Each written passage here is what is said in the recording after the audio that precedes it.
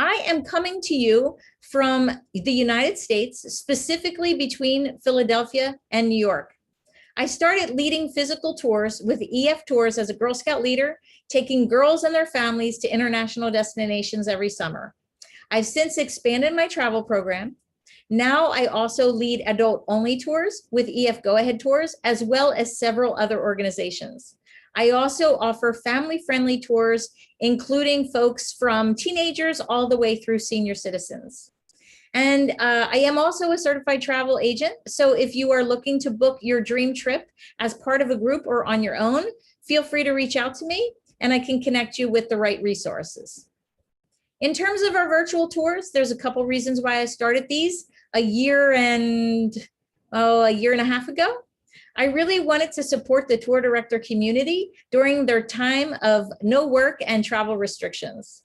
And I really wanted to keep the excitement of travel alive for my group and extend that opportunity to those of you who have learned about us through friends, family, social media, and what other means are out there. We've done about 50 tours in the last year since COVID struck. If you'd like to access any of the recordings of these tours, you can do so on my website, which is girltraveltours.com. There is a virtual tours drop-down menu, which will get you to all of the recordings. You can also view them on my Facebook page as well as YouTube channel. If you Google Girl Travel Tours, you should see those come up. And we have several more tours planned in the coming months. I'm going to share a screen so that you can see them, but I'll also review them. So we have Yellowstone coming up, Communism in the Eastern Bloc, Salzburg, Sound and Music Tour, Milan, Mystery in Transylvania, aligning with Halloween, Northern Spain, and Victoria Falls, which is in Zimbabwe. Check back often as we add new destinations all the time, and we'll flush out the calendar for you. As long as you're interested in viewing these virtual tour presentations, we will continue to produce them for you.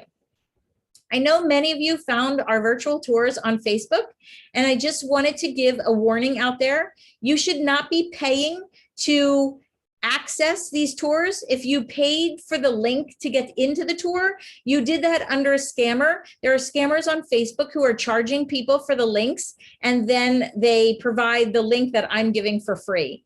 Our tours, to access these tours, are free. You can always safely access them through my website, Girl Travel Tours. If you choose to leave a tip for the tour director later on in the program, that's your prerogative, but you should not be paying to access a link to get on my tours. If you did pay, please just alert your credit card or Facebook or however you paid, just so that you don't give somebody access to your credit card information. Okay, before we get going, I wanted to share with you a few ways that you can interact with us during the event. Feel free to ask questions using the Q&A link.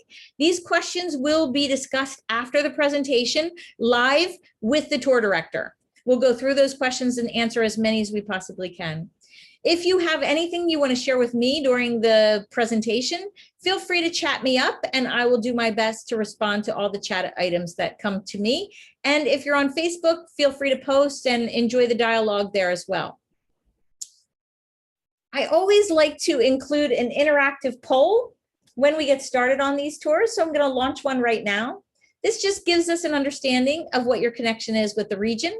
And today, since we are going to Victorian London, we're going to ask, what's your connection with London? I've been and I love it.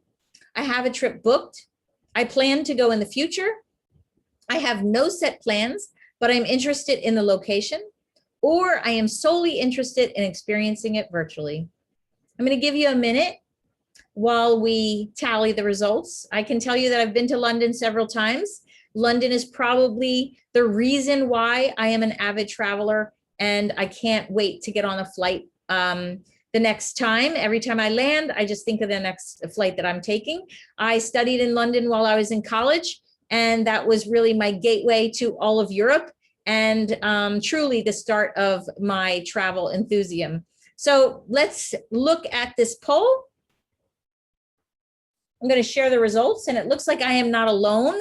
It looks like about 61% of you who have been there and loved it.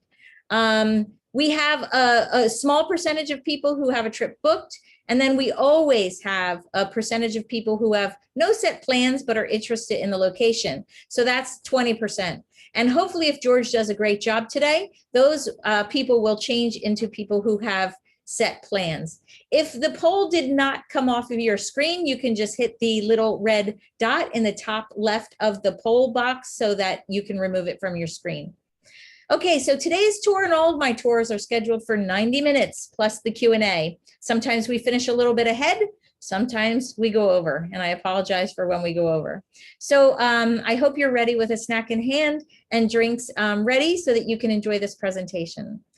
And as we all know, a tour would not be complete without a fantastic tour director. For those of you who are unfamiliar with group travel, a tour director is like a personal concierge who stays with the group from start to finish and shares a world of knowledge, manages all of your travel plans, and makes sure your experience is full of education, it's stressless, it's fun, and it's easy to navigate. These are by far the most important people in your group. And today, we have George back with us. In fact, George was my last tour director back in 2019 on my last group tour that I was able to get off the ground. I will share with you via the chat and in the Q&A how you can tip the tour director. All of the tips go directly to the tour director, minus our Zoom operating expenses.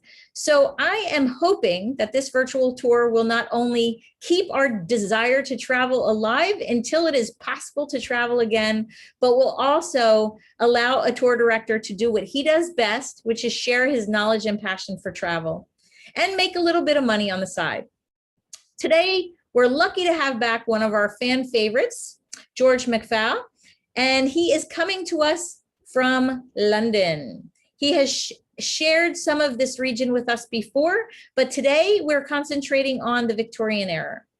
And I am sure that we will see just why he loves this region and its history so much during his presentation. So I would like to welcome back George to join us. George, if you're ready, you can join me, take yourself off mute, and I can hand over the presentation to you so that you can share your screen and get us going. Welcome, George. Nice to see you again. Thank you very much. Now, how's that? It's coming up. It's taking a minute, but it is trying to, there you go. You're up and ready. That's good. Hi, everybody. How are you? Nice to be here again. Thank you very much to Mara for asking me back to do this tour of Victorian London. I did one tour already of London last year, which was a trip up the Thames, but today we're going to be concentrating on the Victorian era. And when we say the Victorian era, what we really mean is the 19th century. And the 19th century, when talking about London and the UK in general, is really the time in history when Britain was at the height of its powers. It was a huge leader in the world, thanks to the Industrial Revolution, which then, and also its empire. It was at the peak of its powers. It was the most dominant country in the world, in the same way that you could say America was in the 20th century. I'm going to start the tour here with this picture of Tower Bridge, which is a great Victorian icon. As with so many of the buildings we're looking at today or tonight, it's built in the neo-Gothic style, which was very popular in Victorian times. And Tower Bridge has been in the news recently over here because recently it was taken over by some environmental activists who are protesting against climate change. And I think it's a good fitting place for that protest to take place because really in these days when we hear so much talk about environmental damage by industrialization, Britain was the world's first global industrialized power. It was the Industrial Revolution started in Britain. We were the first industrial country. Before Britain, France was the leading European imperial power, but we were the first industrialized one. And here the River Thames is where the world would enter London and where the world would exit London as well. Nowadays, it's a little bit different because of planes, but in the 19th century, everything was from the Thames. This was the artery leading into London. During the 19th century, the Victorian era, something like 25% of all global industrial production took place in the UK. It was just a huge amount of produce being built. London was known as the workshop of the world. So it's important to remember when we're talking about the history of Victorian London, we're also really talking about the history of the world's first ever metropolis.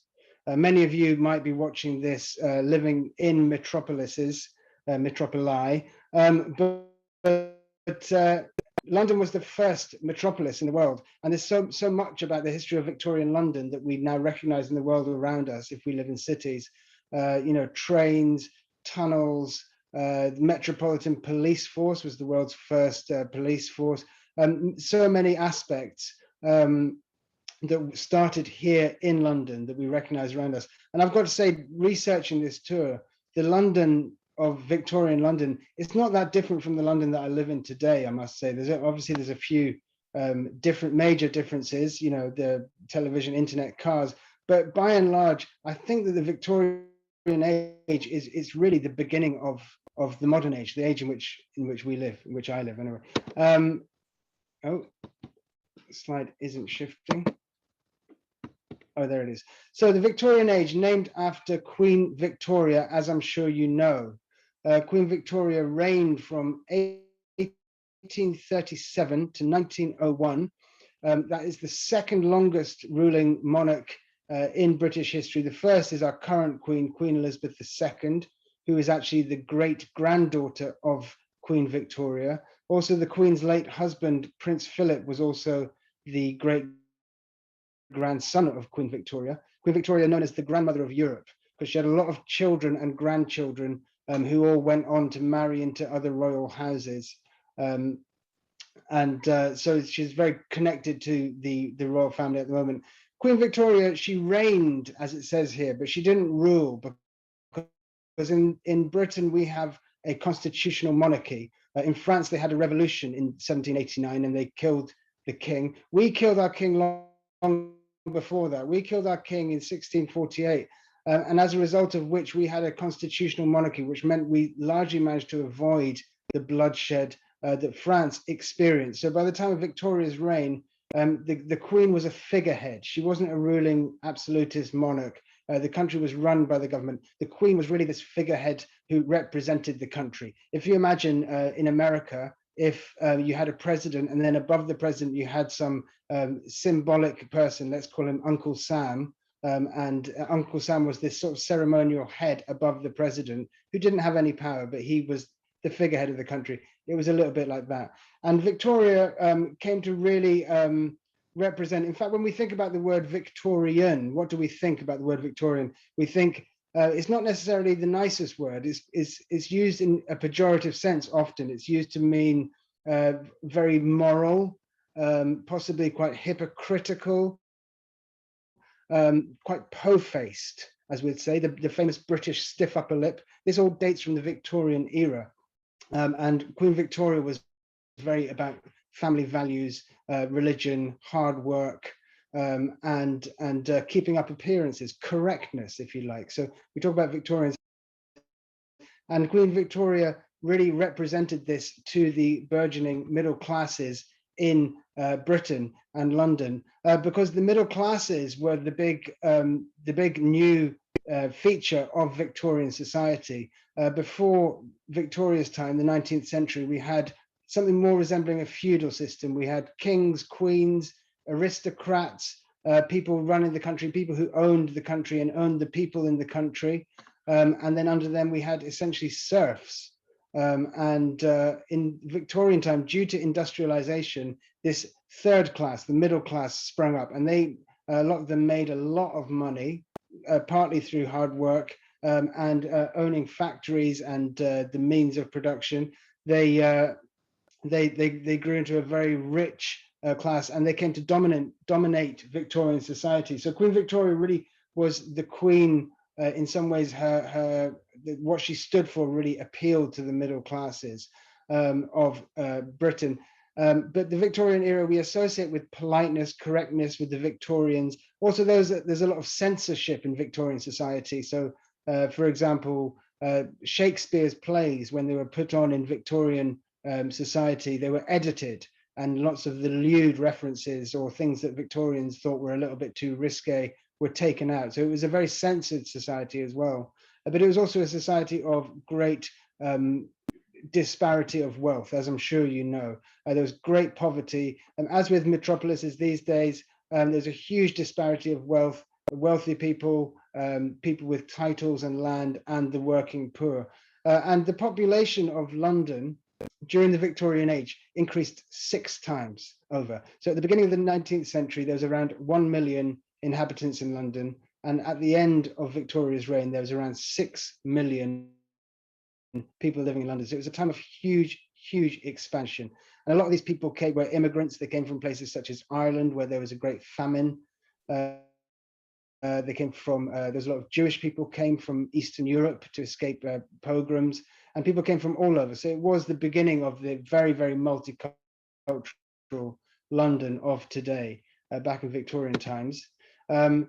So with the middle classes, what we also got was the British obsession with the class system. Now, I know that other countries are obsessed with it, but not as obsessed as we are. We are completely obsessed with what class people are from and which ones they're aspiring towards. This is a very famous sketch by 2 famous English comedians called the Two Ronnies, featuring a very young John Cleese, as you can see. And it's a famous sketch. You should watch it on YouTube afterwards, explaining the differences between the classes. It's very funny. The one on the left is the upper class, and he has a noble birth but not much money. The one in the middle is middle class. He has no nobility, but he has lots of money. And the working class guy, he always just says, "I know my place." And anyway, it's funny. You should watch it. But it explains about the class system in Britain. But it's still to this day something we're obsessed with. So much books and plays are all about people having fun with the British class system. So that was another feature of Victorian society that's still with us today. This would be a nice upper class Victorian pad. This would be a nice manor house, possibly in a London park somewhere. This would be the more middle class abode. Lots of houses in London look like this still to this day. And the working class areas would be more like this, more like industrial terraced housing. Much of this housing in London is no longer with us because it was bombed during the Second World War, sadly. And generally speaking, the richer areas in London were to the west and the poorer areas were in the east. This is because the wind in the UK generally blows west to east. So the factories were built in the east so that the rich people didn't have to have all the bad smells wafting past their posh mansions. The word posh, in fact, is a word from this era. It literally stands for port over starboard home, because this was the time of the empire. And if you were getting a boat to India and you had money, you'd get a cabin on the port side on the way over and starboard on the way home. So it was a sign of wealth being posh, port over starboard home. So yes, the British Empire, this was the other huge feature of this time period. It's not something that we're generally that proud of, and it's something that's talked about a lot in contemporary Britain. As with the countries you live in, there's lots of statues from this time, legacies of slavery, colonialism. Certainly, one of the reasons why Britain became so powerful and rich in this time was because of the materials that we plundered from the countries in our empire, brought back to the UK, manufactured and made a lot of money from. So we did gain a lot of wealth from our colonies, which the colonies saw absolutely nothing of.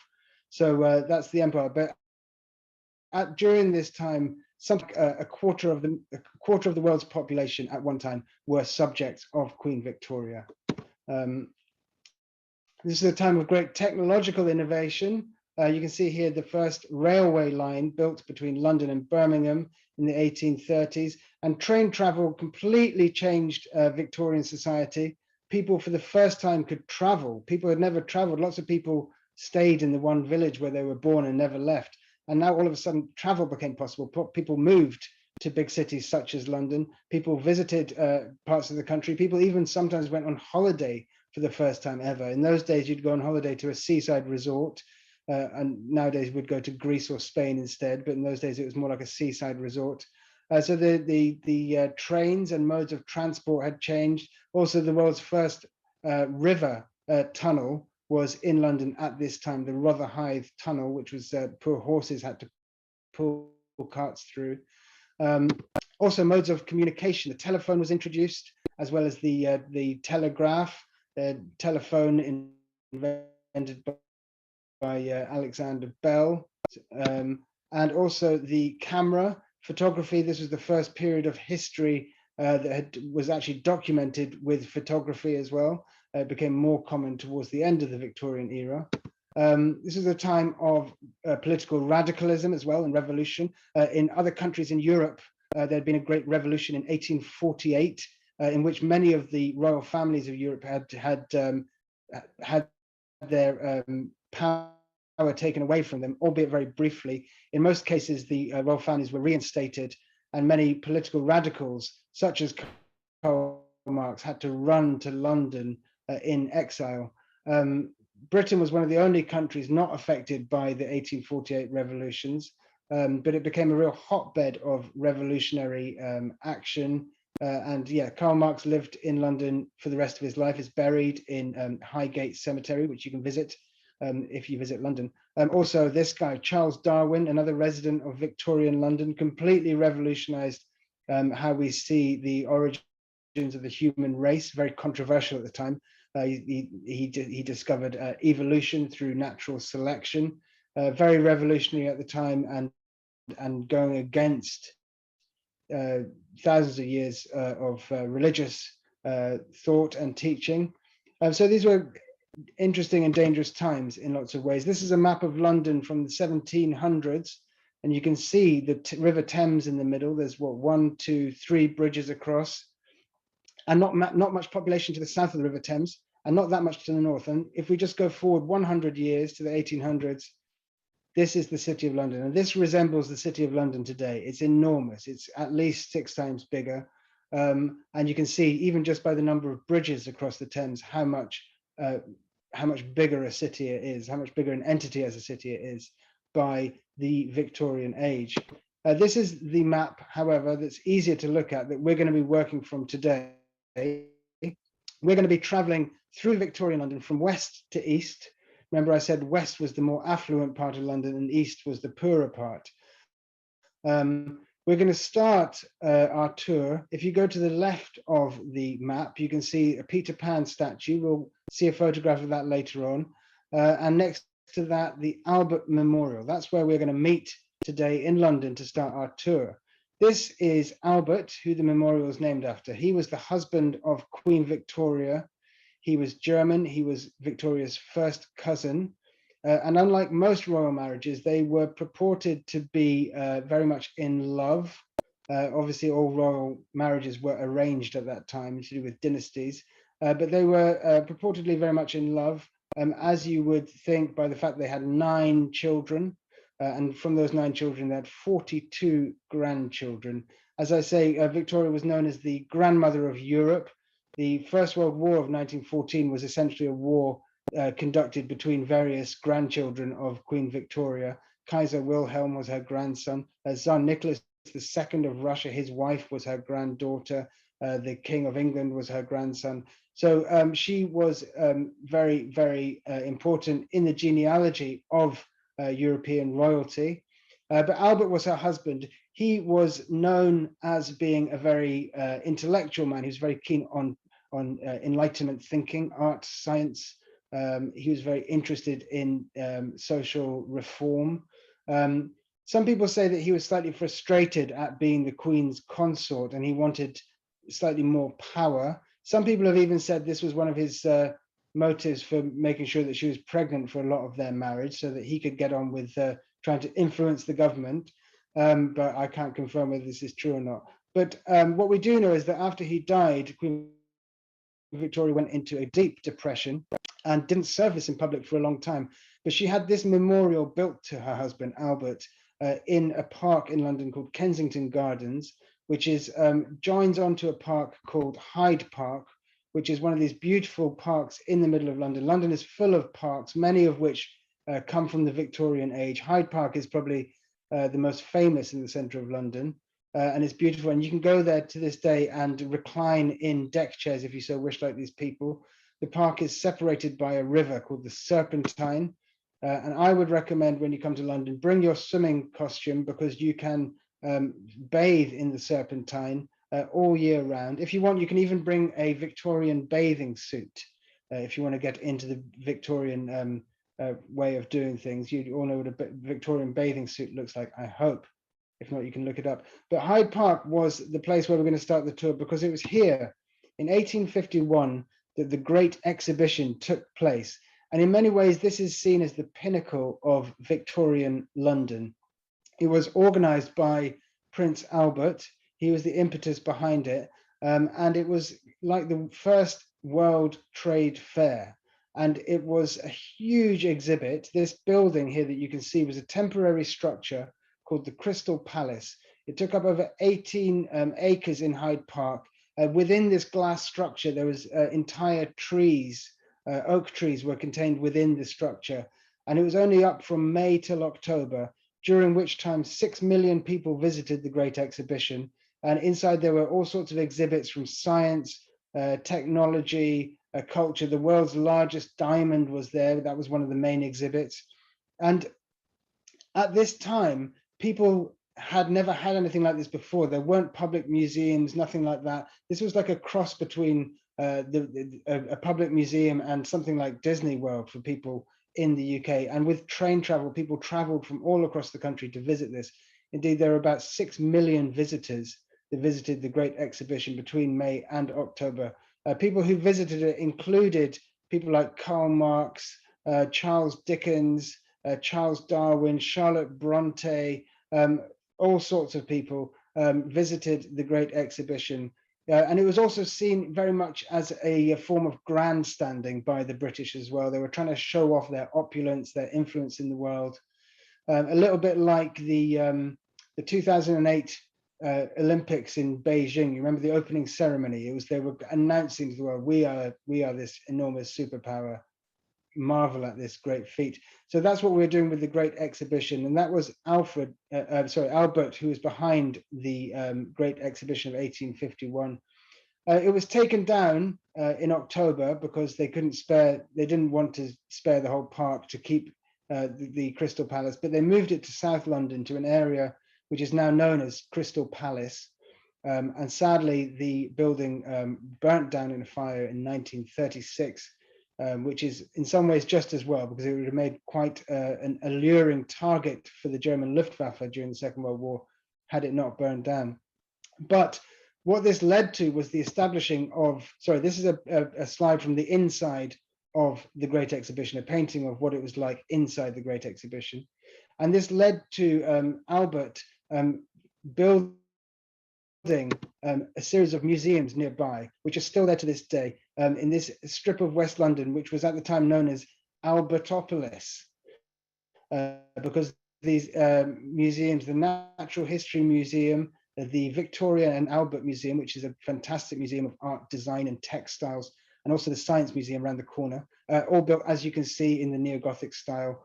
And these museums are a must visit today in London. They're free. All museums and galleries in Britain are free, and I wouldn't recommend trying them all on the same day. When you visit London, I'd maybe do one a day at the most, because they're absolutely huge.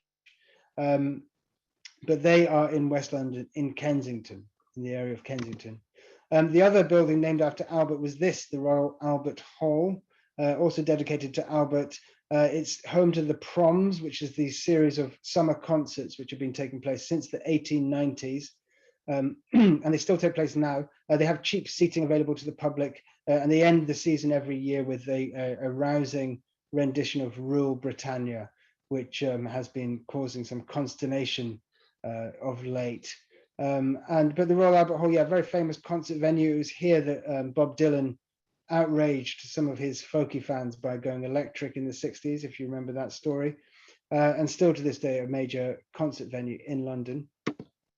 But from there, we are going to head east, further into town, And we're going to, if you can see the Albert Memorial where we started, the Royal Albert Hall below that, the Science Museum, Victoria and Albert Museum, we're going to head along that road called Brompton Road. And when we're talking about affluence in West London, what's the thing that we think of as representing affluence in London more than anything else? It's probably this: Harrods, probably the most famous department store in the world. This started off as a lowly grocery store built in the 1840s by a grocer, Mr. Harrods, and he built it in time for the Great Exhibition because he knew this area was going to be up and coming. And through the years, he built it up and up until it became this enormous department store. These days you can buy groceries there still. If you want to buy a tomato for £10 or something, you can do your food shopping in Harrods. I would say if you visit London, the thing that's worth getting in Harrods is a green plastic bag saying Harrods on it, and then you can fill it up with your duty free at the airport, and no one will be any the wiser when you get home, and you'll save a fortune. These days it's owned by the Royal Qatari household, as a lot of things in that part of London are. My favorite stories about Harrods are in the 60s, there used to be a pet department, and you could actually buy things like tigers and crocodiles and alligators in Harrods for vast sums of money. And for a while it was fashionable for rich people in London to buy wild beasts in Harrods. The other thing I like about Harrods is that it was the place where the world's first electric staircase was, also known as an escalator to us these days. But at the time when the escalator was unveiled in Harrods, people were so terrified of getting on the escalator that when they got to the top of the escalator, they were rewarded with a small glass of brandy to calm their nerves. And on the subject of escalators, we are going to head on our journey into town, and we're going to have to get on the London Underground in order to get closer into town. Now, this is Knightsbridge Station right next to Harrods, where we're going to have to get an escalator down into the Underground. The London Underground system is a Victorian underground system. It was the world's first underground train system.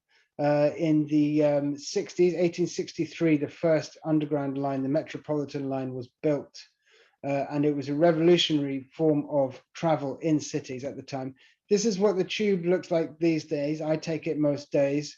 But in Victorian times, it didn't look very different. It looked like this. This is a sketch of a platform in Victorian times, people waiting to get on the tube, which I always think is very strange because tube travel seems so modern, doesn't it? This is what the trains were like. There were steam trains in the underground train in the Victorian age. This is a photograph taken nowadays, but it's the original train from the Victorian times. The other popular mode of transport in Victorian times was the hansom cab. As you can see here, there was up to 10,000 hansom cabs on the streets of London during the Victorian age. It was a hugely popular way of travel. It was the original black cab. It was the original taxi cab, was this hansom cab. You'll recognize it from Sherlock Holmes stories, all sorts of films and books and plays set in Victorian London. The hansom cab features heavily. And it's worth bearing in mind, in Victorian London, walking the streets of Victorian London, the streets were covered with horse manure. You couldn't move for horse manure. There were the hansom cabs, the private horse and carts, the omnibuses. So all the streets of Victorian London were covered in horse manure. People were employed to clear it up, but they could never stay on top of it. So there was an almighty stench in Victorian London, not just from that, but also everybody. If you think there was no electricity until the late 19th century, so people heated their houses with coal. So there was nothing but smoke being belched out of chimneys and horse manure. So smoke and horse manure, just to give you an idea of what it would be like walking the streets of Victorian London if we were today. Very different. And this is the omnibus. This was a little bit later than the hansom cab. This was the prototype of the modern London bus. And you could fit about 10 people downstairs, 10 people upstairs. Gentlemen always sat upstairs because they were terrified of getting a glimpse of a woman's ankle or something like that, which in Victorian society was very much frowned upon. And so these were the popular modes of travel. in the Victorian age. But we are going to be getting the underground, and we're going to be heading to our next Victorian sightseeing destination, which is down here by the Thames. If you follow the Thames up, you'll see the Houses of Parliament, and here they are. The Houses of Parliament were built in the Victorian era. Between 1840 and 1876, they were built. The interiors were designed by a famous architect called Augustin Pugin. And again, it's in the neo-Gothic style, as you can hopefully recognize by now.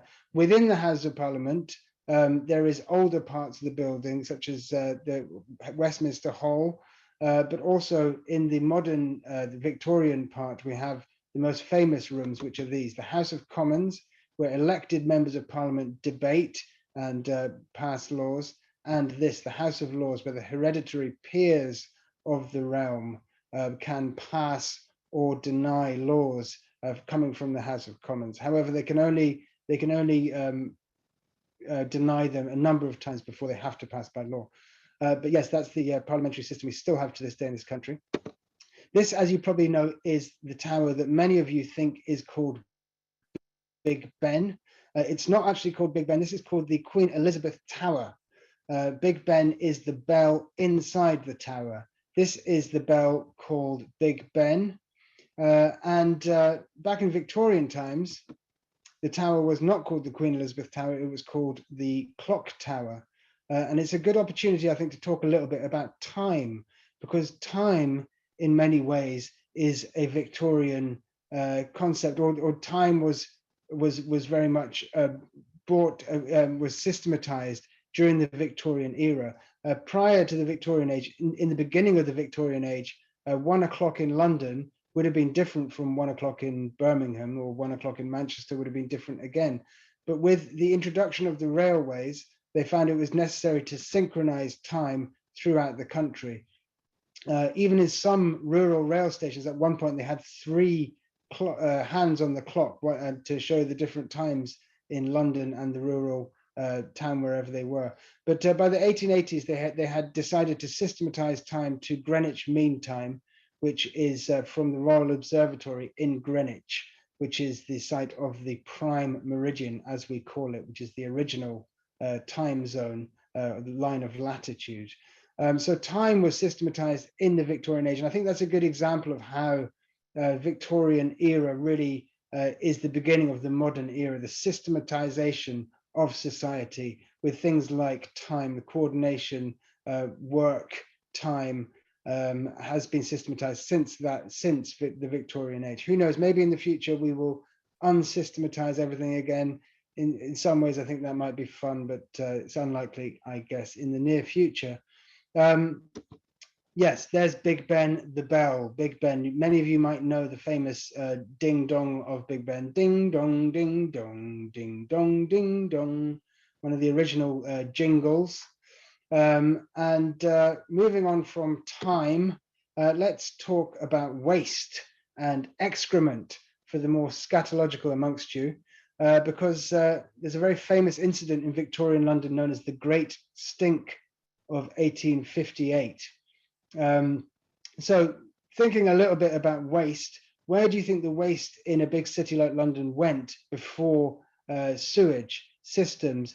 If you were rich, you would have a private sewage system which would link your house up directly to the Thames, so your waste would get pumped into the Thames. For most people, however, what was referred to as night soil would be picked up by a night soil man. He would drive around London picking up people's waste, and where he would then drive it down to the river, dump it in the river, or sometimes sell it as fertilizer. Okay, so that was one not so great job in Victorian times, was being a night soil man, driving around picking up human waste. By 1858, the Thames was so rancid because of the human waste, but also the industrial waste. And the summer of 1858 was a boiling hot summer as well. So the whole river stagnated and the whole town stank. And there's a huge cholera and typhoid outbreaks. And the Houses of Parliament had to shut down because of the stench. Before they shut down, they even dipped the curtains in lime to try and get rid of the stench somehow. But in the end, they realized that what they had to do was build a sewage system in London. So before then, the Thames had been much wider than it is today. They built the embankments on both sides of the Thames. They had enormous sewage tunnels put down by the side of the Thames. They linked up to other sewage tunnels, and the sewage system that we still have in London today was built. So the sewage system in London today is still the Victorian one. The waste was then pumped out into the Thames, but much further down the river in the Thames estuary, so it didn't pass through the town. And this is a photograph of the Victorian Thames, the Victorian sewer that we still use in this country. When it was built, it could accommodate up to 6 billion litres of human waste a day, which managed to last all the way through the expansion of population in the Victorian era. Only today have we encountered problems with it, because we have a new phenomenon in the sewers of London, which we call the fatberg. A fatberg is basically a collection of modern waste, such as wet wipes, grease and fat and other waste that people put into their toilets, and they congeal and form these enormous things that are almost like icebergs made of fat, that are clogging up all the sewers, the Victorian sewers in London. Because you asked nicely, I'm going to now show you a photograph of a fatberg. For those of you that are eating or don't want to see a fatberg, you might want to close your eyes now. This is a very small, modest fatberg. The bigger ones take up the entire tunnels of the Victorian sewers, and this is a current problem in the sewers of London. Good enough about that. So the sewers of London. So we're basically talking about building a new sewage system in order to be able to cope with the modern waste of the metropolis of London. Going back to the Houses of Parliament, we're now going to set off north and head to Downing Street, home of our current Prime Minister Boris Johnson, also a Victorian house, just north of the Houses of Parliament. Downing Street is like the English White House, but it's a lot less opulent. It's in these little grey buildings beyond the white building on the right. You can only really recognize it by the groups of tourists outside and the fact that there's some armed policemen standing inside the gates. Police in this country don't have guns, so when you see police with guns, you know that there's somebody important around. So that's Downing Street, and if you see the Houses of Parliament, head directly north. There's a street called Whitehall. Downing Street is on the left, and we're going to head straight up to Trafalgar Square.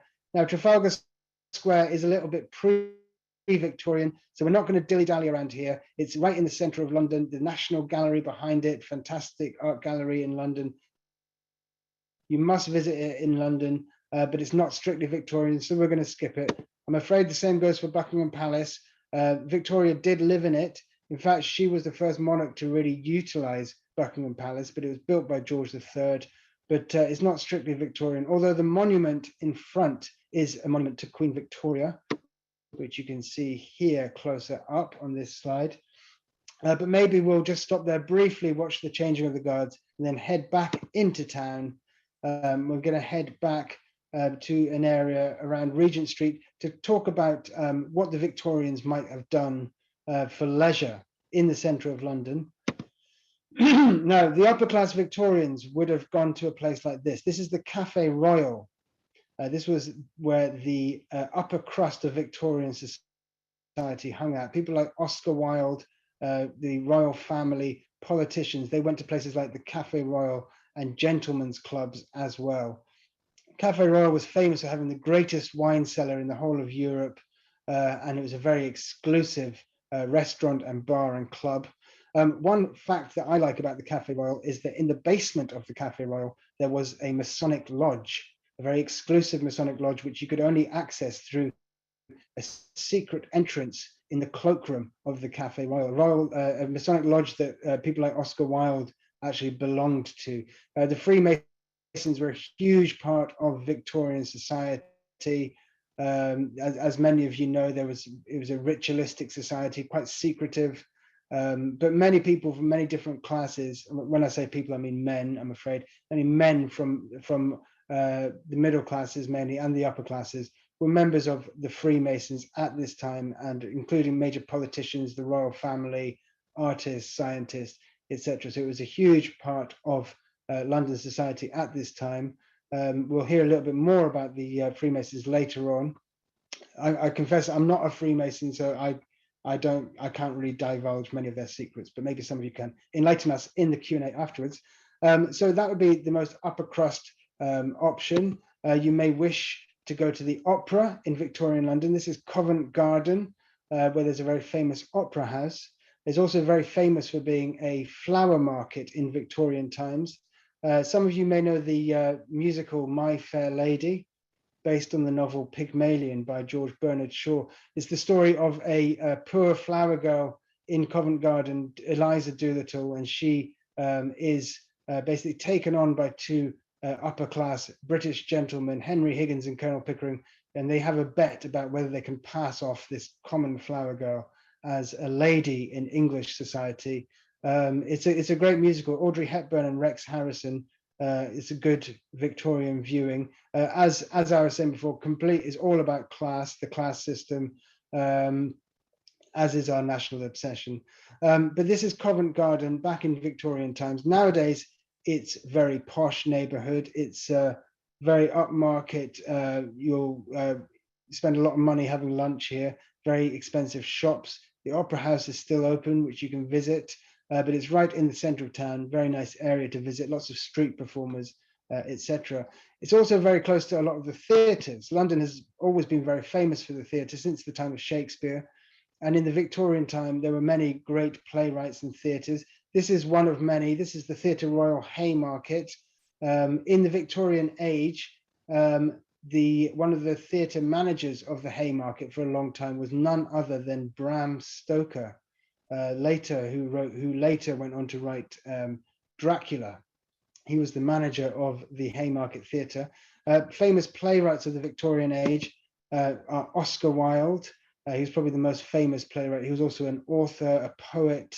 He wrote a novel, The Picture of Dorian Gray, plays such as The Importance of Being Earnest, An Ideal Husband. He was a fabulous Victorian. He was part of a movement known as the aesthetes. They liked to just be witty, and they loved beautiful things and drinking and just having a lovely time. He was gay and was eventually sent to prison for being gay. In those days, it was illegal. Homosexuality was illegal. There was a very active gay scene in London at the time, but it was very underground. Oscar Wilde made the mistake of taking his boyfriend's father to court in a libel case, which he lost, and ended up going to prison as a result. And his time in the Victorian prison of Reading Jail was the ruin of him. And he moved to Paris after his release and died a fairly ruined man from the Victorian prison institution that he went to. But he was probably the greatest playwright of the Victorian age, Oscar Wilde, famous for his witty quips as well. The only thing worse than being talked about is not being talked about. My favorite one, which is try everything once except incest and croquet. Funny guy, not very Victorian, as you probably gathering there. And another very famous playwright, I told you I would see it later on. This is the statue of Peter Pan in Hyde Park. Peter Pan, written by the Scottish playwright J.M. Barrie. J.M. Barrie wrote Peter Pan originally as a play. It was a huge success in London, Victorian London, and he went on to write it as a book after that. It's since been made into films. The story of the boy who wouldn't grow up, and J.M. Barrie wrote it for a group of boys that he befriended in Hyde Park, the Llewellyn boys.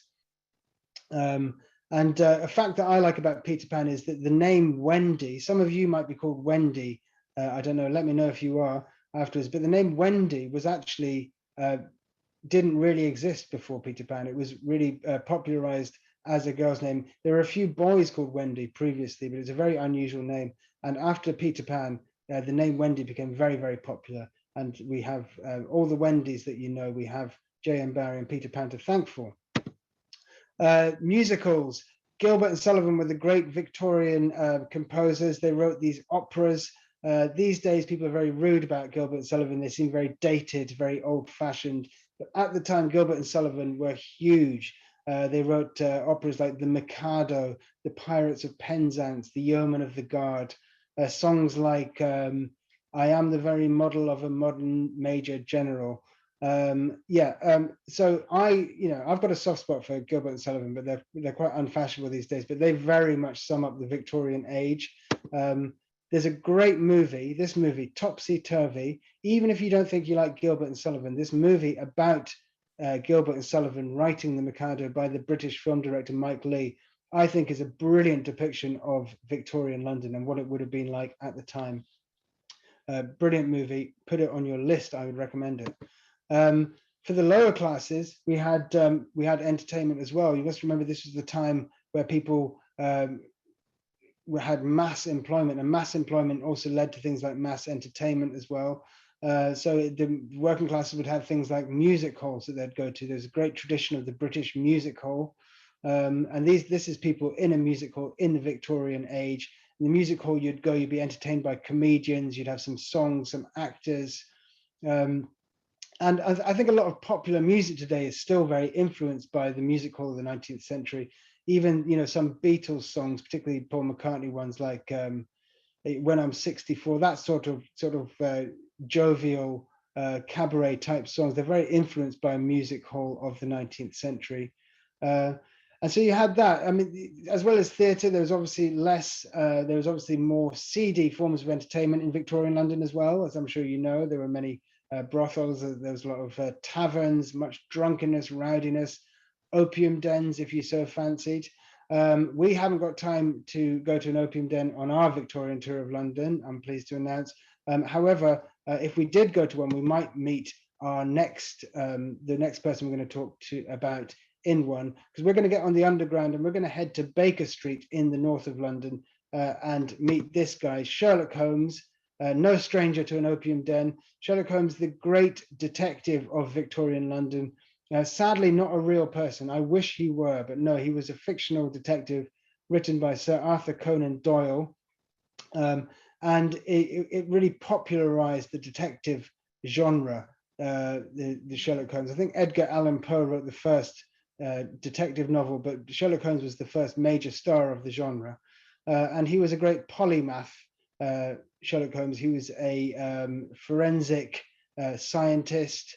He was a great wit, a great chess player, a bare knuckle boxing champion. He was a brilliant musician, a violinist. He was an avowed bachelor, a drug addict, everything you could wish for in a hero. And him and his loyal sidekick, Dr. Watson, first appeared in the novel A Study in Scarlet, published by Sir Arthur Conan Doyle. This is Sir Arthur Conan Doyle. He was from my hometown of Edinburgh originally. He was a doctor there. He trained in the Royal College of Surgeons in Edinburgh, and he based the character of Sherlock Holmes on one of his lecturers, a guy called Joseph Bell, who was a great surgeon and was famous for his very clever forensic observations of people's appearances. So this was something that he used for the character of Sherlock Holmes much later in his life. He was a doctor in England for a long time before starting writing, but he became hugely wealthy and successful with Sherlock Holmes. In fact, at one point he got sick of Sherlock Holmes and decided to kill him off in one of the short stories. And there was huge popular uproar about this, and he had to bring him back in a new series of stories known as The Return of Sherlock Holmes. But Sherlock Holmes, yes, famously lived in Baker Street in North London. And I recently reread a lot of the Sherlock Holmes stories, and it's fantastic for getting the Victorian atmosphere, the dark Victorian gloomy atmosphere of London. I highly recommend reading them. You can buy a bumper omnibus edition with all the novels and all the short stories in one book. Obviously, Sherlock Holmes, many of us know from television as well. Some of you may know the Benedict Cumberbatch one. I refuse to watch that because I'm a snob and a purist. I don't like the idea of modernizing Sherlock Holmes. My favorite Sherlock Holmes is this guy, Basil Rathbone. For me, Basil Rathbone is Sherlock Holmes. But there's been many different ones over the years. There was a dreadful movie, wasn't there, recently with Robert Downey Jr. Oh, sorry, some of you may like it, but not my favorite. But yes, so very famous on TV. The Hound of the Baskervilles is another famous Sherlock Holmes novel. When you visit Baker Street, if you wish, you can visit the Sherlock Holmes Museum. I always think it's a really good money spinner, opening a museum to a fictional character, because you basically charge people lots of money to get in. And then once they're in, you say, and this is a pipe, much like the pipe that Sherlock Holmes might have smoked had he existed, etc. You can see the door number is 221B. However, it's not 221B. They changed it for the museum. The actual address 221B no longer exists. I'm afraid there's a huge modern building where it would have been at one time. But I confess, I've never been to the Sherlock Holmes Museum. It might actually be fantastic. Some of you have probably been. Tell us about it in the Q&A. I believe they have actors there playing Holmes and Watson. So it's probably a lot of fun, I imagine. Don't listen to me. But next, we are going to get back on the underground. If you look right at the north of this map, you can see on the left a park. That is Regent's Park. Baker Street is just to the south of that, next to Madame Tussauds Waxworks and Planetarium. We're going to get on the tube in Baker Street and head east along to where you can see the British Museum, an area known as Bloomsbury. We're not going to go to the British Museum today, I'm afraid, because we haven't got time. Also, it's pre-Victorian, but it's a great visit as well. It's full of plunder from the British Empire, the Rosetta Stone, we've got mummies there. It's a fantastic museum, great visit. But no, we're going to get a spot of lunch in Bloomsbury, and you'll be pleased to hear that I've made reservations at a Victorian themed restaurant where you can have, if you wish, things like turtle soup or a boiled sheep's head, or if you're not feeling as brave as that, you can have this pie and mash, a traditional London Cockney dish. The pie is made of minced beef with mashed potatoes, and the sauce is known as liquor. But unfortunately, there's not actually any liquor in it. It's parsley sauce, a sort of watery parsley sauce. If you're feeling slightly more brave than that, you can have another London delicacy, which is this, jellied eels, very popular in Victorian times, absolutely delicious. Or if you wish, you can skip that and go straight to having this, a little bit more civilized, some afternoon tea. This is a little bit more middle class or upper class. You can have some nice sandwiches, maybe cucumber sandwiches would be very traditional in an English tea, some scones and cream and jam. You can have nice, delicious cups of tea, either without milk, or if you want a splash of milk. Definitely no sugar. If you ask for sugar in your tea in a Victorian tea shop, you'll be carried out and thrown in the Thames, I'm afraid. It's very ungenteel having sugar in your tea in polite Victorian society. But this is nice, a cup of tea to reinvigorate us, because next we are going to go to a museum, but the next museum we're going to go to is a museum relating to our next subject, who is the main chronicler of Victorian London, which is Charles Dickens. And this is the house that he lived in Bloomsbury, which is now a museum, Charles Dickens Museum. Pardon me. And as I say, Charles Dickens, probably the most famous chronicler of Victorian London. In fact, after the word Victorian, the word that we use the most after that to sum up the period in London and Britain is Dickensian. Dickensian has a slightly different connotation from Victorian, doesn't it? Dickensian we think of as being a little bit more down at heel, a bit more rough and ready, and maybe maybe slightly more seedy, the more seedy side of Victorian London, which is what we're entering into now in our tour. Charles Dickens was, unlike most writers then and today, born of modest background. He was born outside of London and had no formal education. In fact, when he was young, here's Charles Dickens when he's older, when he was young, his father was thrown into prison, a debtor's prison, for running into debt. And Charles Dickens was forced to work as a child in a factory for boot polish, a boot polish factory, where when he was 10, it was an experience that traumatized him. He never revealed this during his lifetime. It only emerged after he died. But throughout his life, both through his books, but also through his social campaigning, he campaigned to end child labor in England and was a great proponent of social reform in England. And his books describe many of these events. For example, there's a famous book by him called Little Dorrit, which actually deals with a situation very much like his father's and his childhood. He was a journalist. He's a very, very hard-working man. You can't get a more disciplined writer than Charles Dickens. He was a journalist. He worked hard as a journalist, became an author. He had a very strict writing regimen. He wrote every morning for hours. Then he went for a walk around London for 10 miles every day, and where he mulled over the writing of the morning. His first novel that was an instant success was The Pickwick Papers. He went on to write many, many famous novels, 15 novels, such as David Copperfield, Great Expectations, Our Mutual Friend, Bleak House, one of my favorites. And he's a fantastic writer. One of my favorite things about Dickens actually is the names he gives his characters, names like Uriah Heep, Ebenezer Scrooge, Edwin Drood. I thought he's fantastic at naming his characters. And he writes a lot about the underworld of Victorian society in London, such as in his most famous books. This is probably his most famous novella, A Christmas Carol. And many of you will know it from the various film adaptations, some of which you can see here, like Scrooged with Bill Murray.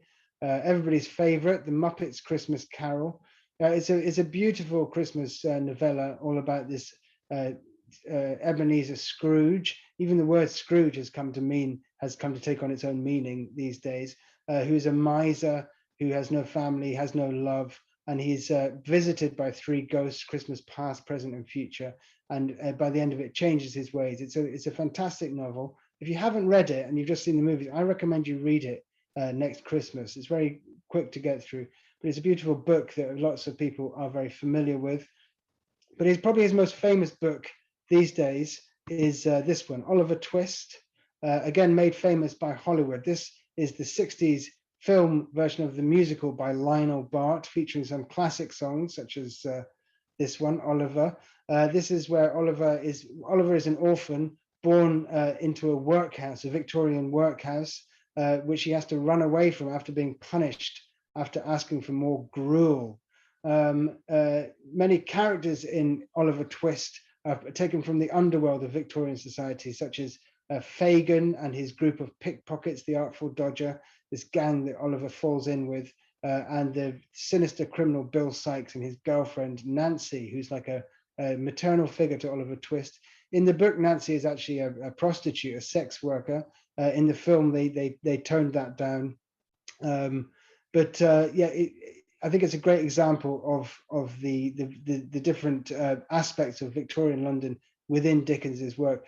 Workhouses were, I'm afraid, a real aspect of Victorian life. Here is some real life Oliver Twists, and they were in a workhouse in the east of London. It was called a workhouse because people born into poverty of all ages were given food and lodging there, but they were forced to work. So it's basically a prison. It's no different from a prison.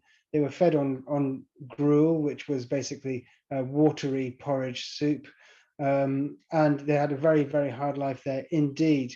It should be said, in fact, that as a result of Dickens's work, the child labor did become illegal eventually, partly as a result of Dickens's work. But in some ways, actually, the very notion of childhood was a Victorian concept. Before the Victorian age, if you were working class, if you weren't rich, basically, you were a worker regardless of your age. They didn't make any distinction between child workers and adult workers. You were a worker whether you were 6 or 60. If you were rich, then you had some more of a childhood. But actually, childhood as a phenomenon was almost a Victorian concept, in the way that the teenager was a concept of the 1950s, just as an aside.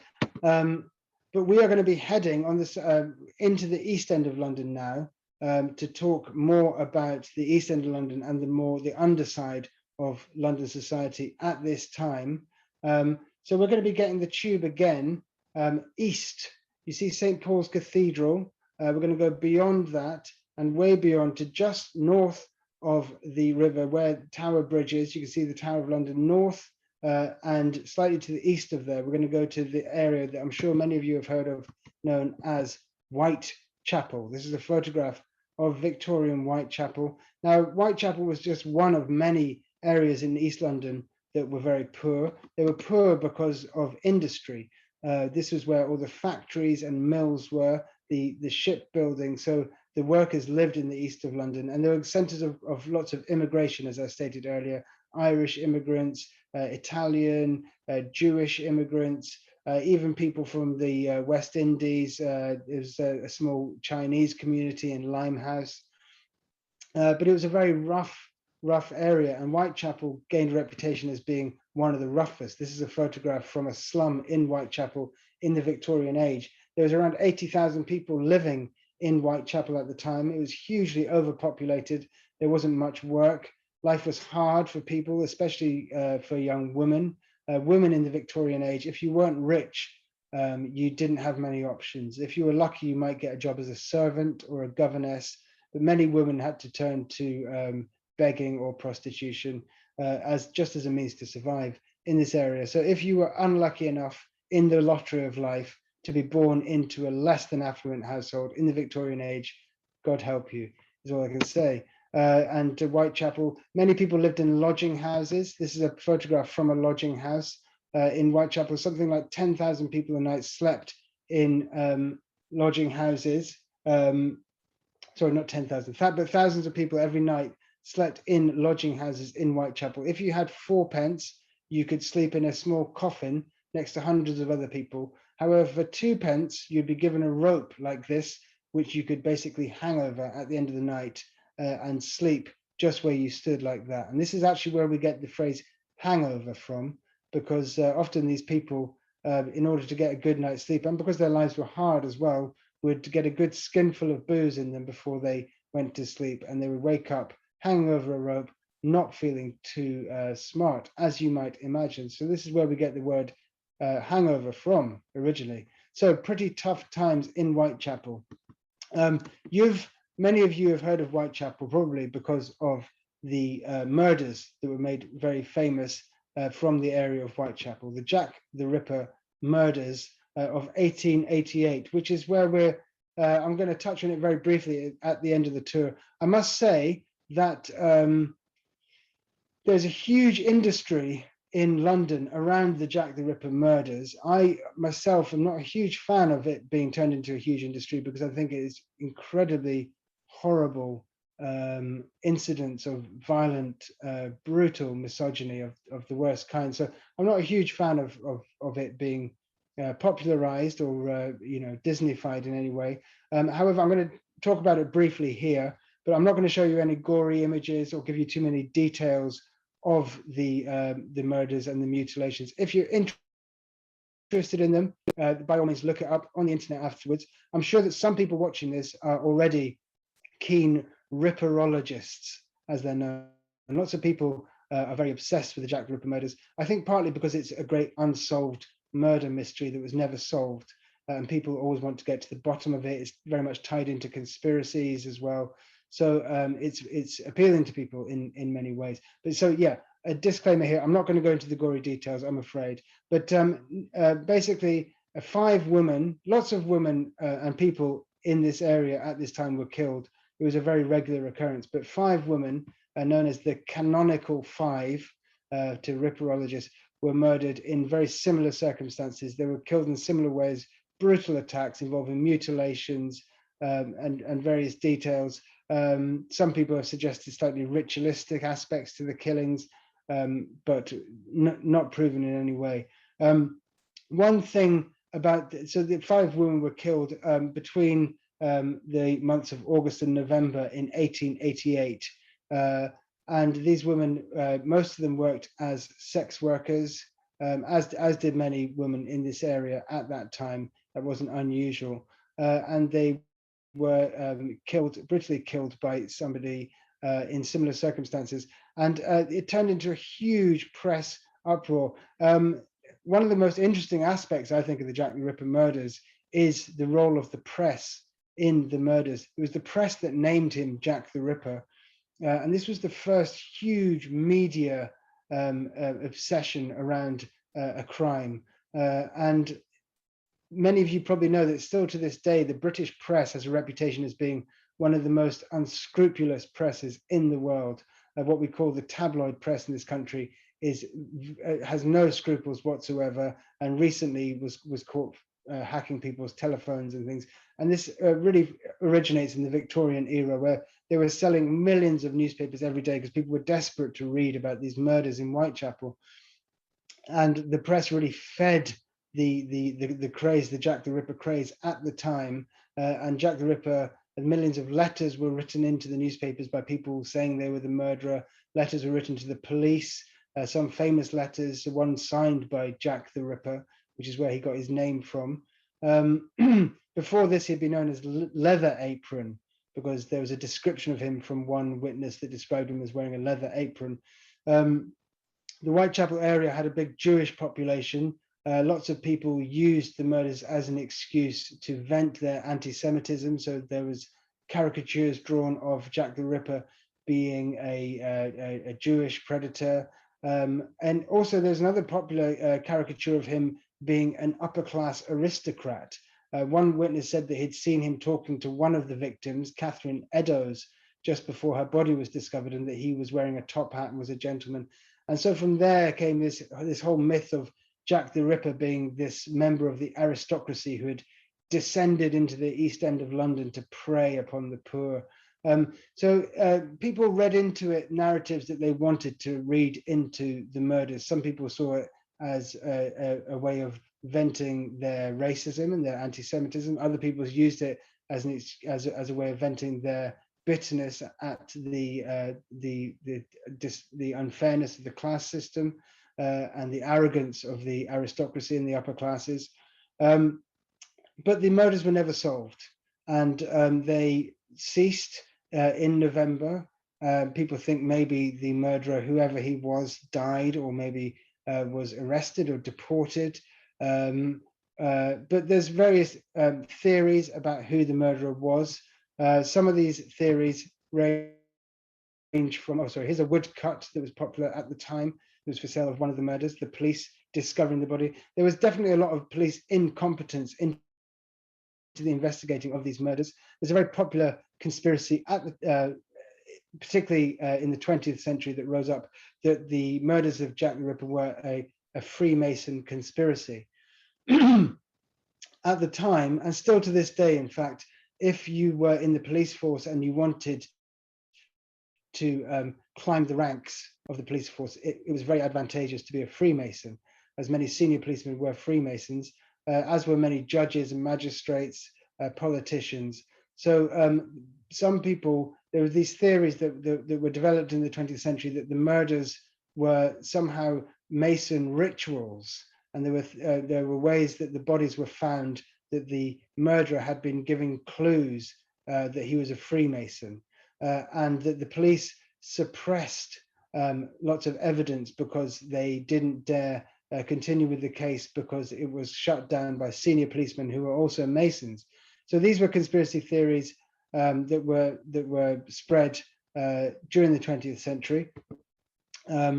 Nowadays, the Jack the Ripper tours are very popular in the East End of London, which you can go on when you visit the East End of London. The 10 Bells is a very popular site for Jack the Ripper tourists. This is a pub from the Victorian age, and one of the victims had been drinking in this pub just before she met her death. So this is, the people that work in this pub are very used to having enormous amounts of Ripper tourists coming into the pub, and it's always being surrounded by Jack the Ripper tours, often trying to run in to use the toilets, in fact, in the middle of their tour. This is in the area known as Spitalfields, right next to an area known as Brick Lane, which at the time of the murders was a very Jewish area. Nowadays, it's a very Bengali area. Incidentally, as an aside to the Jack the Ripper murder case, if any of you are still hungry on this tour, this is probably the best place in London to get a curry. Any curry fans, go to Brick Lane. There's hundreds of curry restaurants all down there. And this is also one of the murder victims in the Jack the Ripper murders was found close to Brick Lane as well. But yes, going on to the suspects, there were no major suspects. Lots of people were interviewed at the time. Since then, there's been lots of very elaborate conspiracy theories. Probably the most elaborate one is that the Jack the Ripper murders were directly related to Queen Victoria's grandson, Prince Albert Victor, who you can see here. And this ties into what I was saying before about Jack the Ripper being an aristocrat, a member of the establishment who was sent to Whitechapel to punish the poor, because Whitechapel was seen as a den of iniquity. So some kind of moralistic Victorian crusade against Whitechapel. The story goes that Prince Albert Victor, who was a famous libertine, it must be said, and involved in some scandals in his time, he had a child out of wedlock in the Whitechapel area, and in order to suppress this information, the royal family engaged the royal surgeon, Sir William Gull, to conduct these murders in a Freemason ritualistic killing spree. This was very much popularized in a famous graphic novel called From Hell by Alan Moore, which was then turned into a movie with Johnny Depp. It's an entertaining movie and graphic novel. I can't say that I believe the theory myself, because it's very far-fetched, but it's interesting, and again, it gives you a good insight into the dark Victorian London. And a more recent theory is this guy, Michael Maybrick. A book was written by a British film director and screenwriter called Bruce Robinson about this guy, Michael Maybrick. And he worked out that Michael Maybrick was a very famous singer at the time. He wrote one of the most popular songs of the 19th century called The Holy City. He was also a master mason, so he ties into that conspiracy nicely. A lot of the Jack the Ripper letters that were sent from different parts of the UK. And Bruce Robinson worked out that as a singer, his touring schedule coordinated with many of these letters that were sent. He wrote this book all about it, which I haven't read, but I'm told is very good and interesting and informative. Even if the theory is not true, again, it's a good book about Victorian London and the Victorian establishment. That book is called They All Love Jack. I think it's called They All Love Jack by Bruce Robinson. But that's one of many theories about who the Ripper is. Another popular theory is a guy called Aaron Kosminski, and he was a Polish Jewish barber who was soon after these events taken into a lunatic asylum. But he was known to be very violent, and they did some tests on one of the only pieces of evidence remaining from the murders, which was a shawl belonging to Catherine Eddowes, one of the victims, and they found that there was some genealogical accordance between his genes and some DNA evidence found in the shawl. So some people believe that it was him, but nobody really knows. We'll never know. A lot of the evidence was destroyed in the Blitz in the Second World War. Obviously, conspiracy theorists would say this was a Masonic cover-up. I'm not in a position to comment, but yeah, one of the great unsolved mysteries, and very intriguing to many people, and probably will always be, and the world's first hugely popular media serial killer. In fact, after Jack the Ripper, all murderers and had catchy names such as, you know, the Boston Strangler, the Beltway Sniper. This was as a result of Jack the Ripper, probably the most famous serial killer, certainly of the Victorian age. And that brings us to the end of our tour in deepest, darkest East London. So the Victorian age of great inequality, but also great innovation as well, which brings us back to Tower Bridge in modern day times, as you can see, with the City of London behind it, which is, as I say, very unchanged in lots of ways to the Tower Bridge, which I showed you at the beginning from Victorian London. Now, I hope I haven't overrun too much, Mara, but thank you very much to Mara again for inviting me back. And thank you all for joining me on this tour of Victorian London. And if you have any questions, I will endeavor to answer them. Thank you very much. That's awesome. Thank you, George. I think that for many of us who know a lot about London, it brings some great memories back. And for those that aren't as familiar, it certainly makes you want to get on the next plane and go explore. There are some great questions. So George, when you take a breath and take a little bit of a drink, maybe to get into that Q&A, I will. I'll just answer a couple questions that came in directly for me. Do not let the name Girl Travel Tours fool you. On our physical tours, all are welcome, females, men, anyone who identifies in any way. We welcome everybody to join us on our tours. There is an age limit for our multifamily or our multi-generational tours. It's teenagers and above, but for our adult only tours as well, all are welcome. And also for the virtual tours, please know, we welcome everybody to join us. The name of the group, Girl Travel Tours, came when I started this as a Girl Scout leader, but by no means does that cut off anybody at this point. We welcome everybody. There's a list on the right-hand side of this slide of some physical tours that are on our schedule for the next few years. If you're interested in any of them, just feel free to connect with me through email. And my email address is on the slide, marawalsh@gmail.com. If I gave you enough time, George, I will invite you back at this point and we can look at the questions and we can just take it from the top and try to answer as many as we can in the time we have left. Yes, okay. Ellen Pruitt, was this the same bridge? I think she means Tower Bridge. That drawbridge was stuck up midway a month or so ago. I imagine so, because it's the only bridge with drawbridge in London. I'm afraid I live in London and was in London a month ago, and I completely missed out on this news item. Isn't that terrible? But yes, it is. Yes, the Liberty store and its textiles. Well, I know that it is a great Victorian department store. It was opened at the end of the Victorian era near Regent Street and is still going strong today. Although concerned with morality, also many prostitutes. Yes to both. Could you please explain the difference between Gothic and Neo-Gothic? Okay, yes, well, Gothic is relating to incredibly old-fashioned times from probably medieval times, and Neo-Gothic is kind of like a 19th century chintzy modernized version of medieval architecture. Why are all pictures of London showing clean streets when they were supposedly full of manure? I don't quite know the answer to that.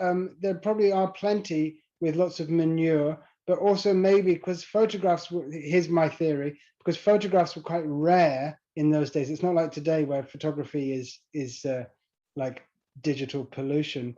But because photographs were quite rare, maybe to take a photograph, you'd set the scene properly. It would be a very big deal taking photographs. So you might clean the street to make it look nice before you took a photograph. That's my theory. What are the years for the Victorian era? I can answer that. It's 1837 to 1901. That was the reign of Queen Victoria. Is the waste treated today before being dumped downstream? It is, yes. We treat the waste now before being dumped downstream. There's a very nasty story as to why we do that. I don't want to tell you it. What is the scoop about Queen Victoria's Indian companion? Oh, I don't know about this. I'm sorry. I don't know about this. There's various things about her companions. There was the Scottish guy that she's alleged to have had an affair with. I don't think that's true. But I don't know. No, I'm afraid I don't know. The British tea, I noticed the China didn't match. Was that the norm? Probably not the norm. No, it depends whose house you went to. No, but yes, I guess the China would match. I'm sorry that I took you to an English tea house with non-matching china. I shall never take another group there. I found the Sherlock Holmes Museum not worth the admission, Jean Graham says, but I don't like wax figures. If people like wax figures of murderers and their victims, and people like and pipes like Holmes might have smoked, you might like the museum. Okay, thank you, Jean. Were girls, females in workhouses? Good question, Barbara. Yes, they were. They were girls, boys of all ages. Why was the area called Whitechapel? I'm afraid I don't know definitively. I could take a guess. I'm guessing that at one time there might have been a white church there, but I don't know. Are there maps that highlight these things should you desire when in London? You can get a very basic tourist map. The route that we've taken today is the basic touristic centre of London. Can you tell us anything about the Bernardo boys? Yeah, Dr. Bernardo's. I think that was a little bit later. Oh, I don't know. I don't know definitively, but Bernardo Boys, it was a scheme for orphans that was still going on today. It certainly was during my childhood. But yes, the Dr. Bernardo's was an organization for orphans. I don't know that much about it. I'm sorry, Dee. I'll have to look it up. Okay, Sue Moore. Is Tower Bridge still owned by an American? No. See, that's a great, that's a mix-up. An American bought London Bridge, thinking that he was buying Tower Bridge, and moved it to Arizona.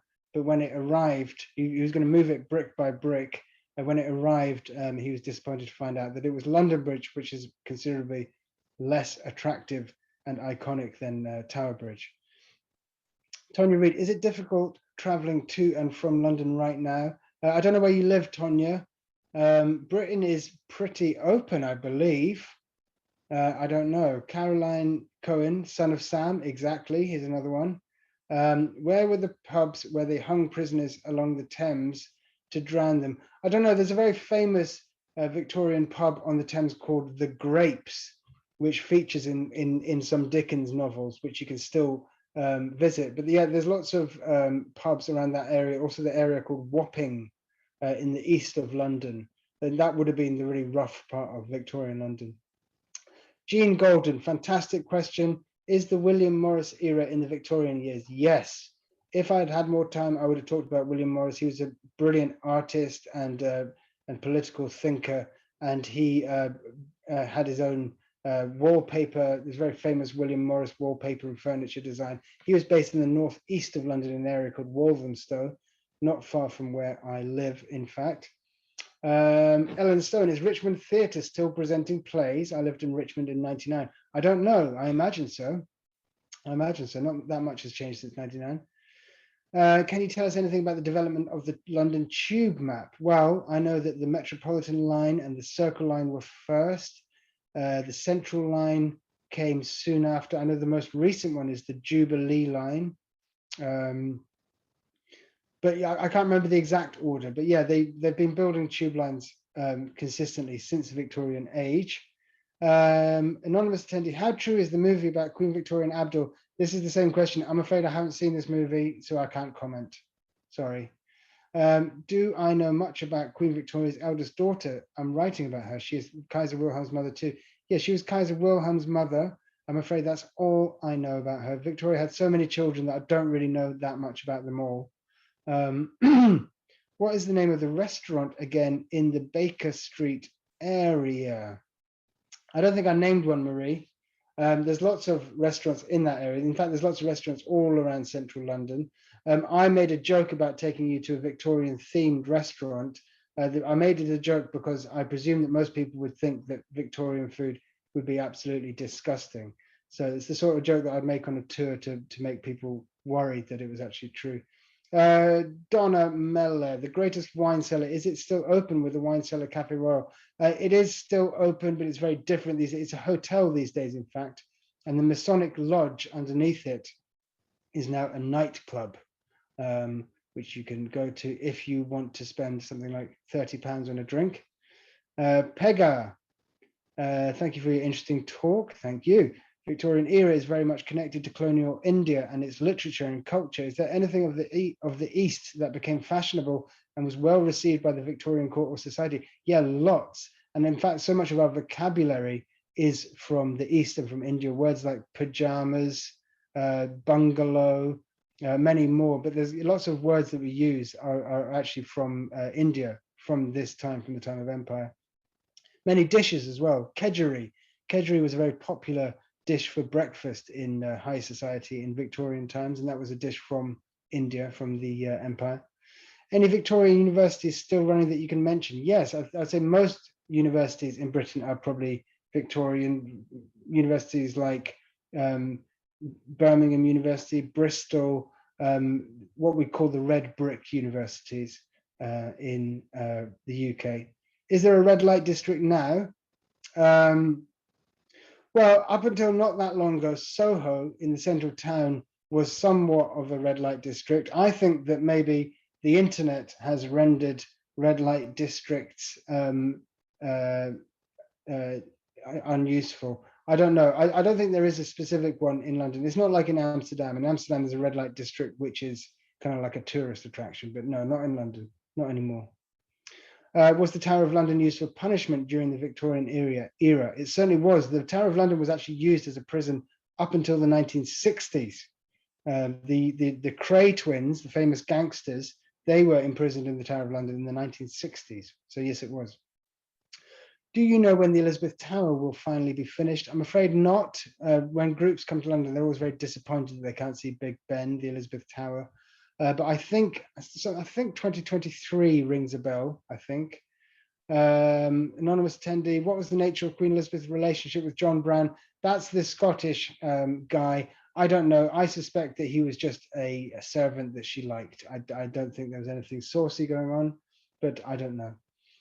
Joanne Smith, could we have a visual of the map one more time to take a phone screenshot, please?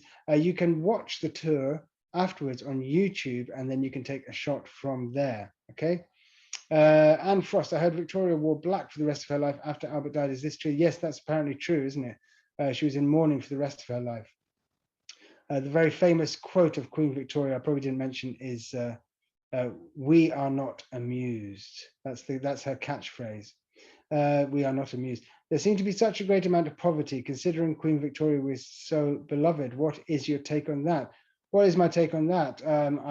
My take on that is that I think that that's still the case, and there's still a lot of poverty, possibly not as much as in Victorian times, but yes, disparity of wealth was and continues to be a major factor of society. I think it probably was the fashion. As a child, my mother's generation prided themselves with mismatching china. There you go, says Sue. So mismatching china was actually fashionable. So I hear that means that my kitchen definitely looks very fashionable. I believe I heard that Queen Victoria required all front doors to be painted black when Prince Albert died. Is this true? I have heard this as well. This could just be one of these urban myths that people like tour guides like to tell people when they're on tour in foreign countries. I have heard that one, particularly on tour in Dublin, in fact. Yes, Evelise, great question. Is the grapes owned by Sir Ian McKellen? It is, you're right. It's owned by Sir Ian McKellen, Gandalf, and one other person as well. I can't remember who it is. Another famous actor, I think. Helen Horton, copy of the map I used anyway. Yeah, again, on the YouTube version of this presentation, you can find it. Also, if you just Google London tourist map, you should be able to find a similar one. Tonya Reed, I am in the USA. Is COVID testing required traveling to and from London? I believe it is, yes. I have a trip booked for the end of 2021. I'm afraid it is, yes. And I think it costs a little bit of money. Jackie Tate, what other London tours do you guide? You know, generally speaking, I guide around countries. I'm not a London specific tour guide, but I do live in London and I quite often tour here with groups. Did Queen Victoria live on the Isle of Wight at Osborne House? She certainly did, yes. That's where she died, in fact. She lived her last years on the Isle of Wight. KS, what's a nightclub we can go to? I didn't catch it. Mara's making a face. Okay, the one that I mentioned is in the basement of the Cafe Royal, and that one, which is probably gone by now because I'm probably out of date because I'm old, was called Elysium. There's lots of nightclubs in London. The very famous one, which is massive, is called Fabric. You should probably go there if you want an exciting time. Was silk a big import at this time? I believe it was, but I'm afraid I'm not an authority on silk. But yes, I would imagine so. This is why I was making the face. This one. Okay. Sorry, this is why Mara was making the face. Yes, this is a good one. Is it true the poor used to sell their urine to the leather tanneries along the Thames River during the time period? It certainly is, yes. That's how they used to tan leather. And that is where we get the popular British expression taking the piss from as well, if you'll excuse my use of the P word. My family are from Ireland and settled in Yorkshire, Rotherham. Family rumours has it that they were quite influential with establishing the area. To your knowledge of the UK, does this sound like it could be true? Was the area already well settled? Rotherham in Yorkshire, yeah, it's very near Sheffield. I I couldn't possibly comment. Rotherham is kind of to the east of Britain, so yeah, it's possible is my answer to that. Is there any Victorian history about the area called Islington? Was it an industrial part of town? Do you mean Isleworth or do you mean Islington? Okay, Cynthia, great question. Could you tell us about grime music in London? Yes, grime music was a very popular Victorian genre of music, popularized by the youths of the day. I'm joking, it wasn't really. Grime music is contemporary music from sort of British, London, Caribbean, Afro-Caribbean communities. Artists like Dizzy Rascal, Stormzy, who else? Various ones, but yeah, very good music. It's kind of like British hip hop, quite different, a little bit more sort of ragga-ish than rap music. Very distinctive, I think, very British sounding. Good stuff, in my opinion. What is a red brick university? Red brick university, because we're obsessed with the class system in this country, posh people go to universities like Oxford and Cambridge, and people that are less posh go to what we call red brick universities. They're not quite as posh. They're things like Birmingham University, ones UCL, University College London, ones that were built in the Victorian era. What does the children's song London Bridge is Falling Down have to do with the history of London? I think it's to do with the fire of London, isn't it, and the plague. Aren't Queen Elizabeth and Prince Philip great-grandchildren, not just great-grandchildren? Yes, they are. Sorry, my bad. Skipped a generation. I mean, skipped a generation. What is your favorite bit of information you discovered in relation to this tour? I don't know. I have to think about that. Why are they called hansom cabs? They're not called handsome cabs, although they are very handsome. They're called hansom, Hansom, so similar. Are there Victorian hauntings around today? That all depends on whether you believe in ghosts or not. What is your favorite part of Victorian history? Social reform, I guess I'd probably have to say. Joanne Smith, have you got a great source of info or tour in regards to England and the British Army in India? Wasn't there a nasty half and a good half? Great-grandfather was a good man and sergeant, and I have so many photos that some museum, especially in India, who would be interested in a copy of the photos, documented much of time from 1920 to 1939. Joanna, yes, no, absolutely. If I made any disparaging comments about the empire, it's obviously not about individuals. My ancestors were also in India as well. Yeah, some people would certainly argue there was some good that came from aspects of British colonialism and imperialism.